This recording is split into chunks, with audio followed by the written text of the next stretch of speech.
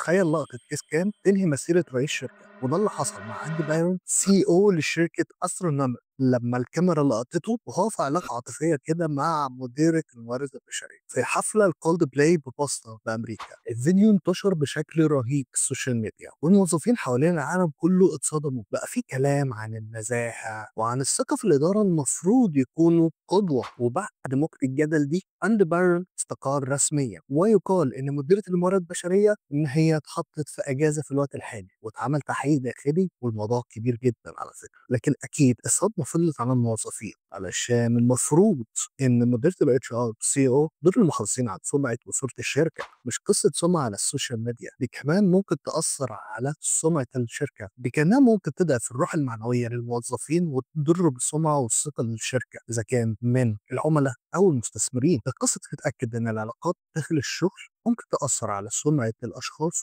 وعلى سمعة الشركة كمان، ولازم يكون في ضوابط وإجراءات وسياسات واضحة علشان تضارب المصالح. وبس كده.